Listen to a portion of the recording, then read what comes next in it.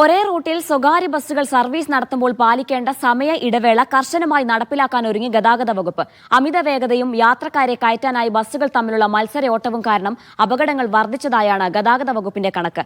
ഈ മാസം 8-ന് ചേരുന്ന സ്റ്റേറ്റ് ട്രാൻസ്പോർട്ട് അതോറിറ്റി യോഗം വിഷയം പരിഗണിക്കും. തിരുവനന്തപുരം, പത്തനംതിട്ട, കോട്ടയം, ഇടുക്കി, എറണാകുളം, പാലക്കാട്, കോഴിക്കോട് ജില്ലകളിൽ വാഹന അപകടം വർദ്ധിച്ചുവെന്നാണ് ഗതാഗത വകുപ്പ് കണക്ക്. ഇതിന് പ്രധാന കാരണമായി അവർ ചൂണ്ടിക്കാണിക്കുന്നത് സ്വകാര്യ ബസ്സുകളെയാണ്.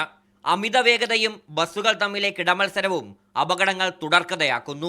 ഏത് സമയത്ത് സർവീസ് നടത്തണമെന്ന പെർമിറ്റ് അനുവദിച്ച് നൽകിയിട്ടുണ്ടെങ്കിലും തോന്നുന്ന പോലെയാണ് സ്വകാര്യ ബസ്സുകളുടെ സഞ്ചാരം. ഈ പശ്ചാത്തലത്തിലാണ് ബസ് സർവീസുകൾക്കിടയിലെ സമയ ഇടവേള കർശനമായി നടപ്പിലാക്കാൻ ഗതാഗത വകുപ്പ് ഇടപെടുന്നത്. ഹൈക്കോടതി വിധിയുടെ പിൻബലത്തിൽ ഇത് പ്രാബല്യത്തിൽ കൊണ്ടുവരാനാണ് സ്റ്റേറ്റ് ട്രാൻസ്പോർട്ട് അതോറിറ്റി വിഷയം അജണ്ടയിൽ ഉൾപ്പെടുത്തിയത്. നഗരസഭ, കോർപ്പറേഷൻ മേഖലകളിൽ ഒരേ റൂട്ടിലോടുന്ന സ്വകാര്യ ബസ്സുകൾ തമ്മിൽ 5 മിനിറ്റ് ഇടവേള വേണമെന്നാണ് ഗതാഗത വകുപ്പ് നിർദ്ദേശം.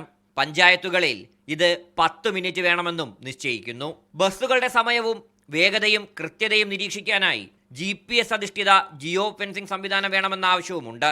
ബസ്സുകൾ ഒരേ സമയത്ത് സർവീസ് നടത്തുന്നതിന് വേണ്ടി അപേക്ഷ നൽകിയാൽ ലേല നടപടിയിലൂടെ പ്രശ്നപരിഹാരം ആവാമെന്ന നിർദ്ദേശവും ഗതാഗത വകുപ്പ് മുന്നോട്ട് വച്ചിട്ടുണ്ട്. തിരുവനന്തപുരത്ത് നിന്ന് RB സനു, മീഡിയ 1.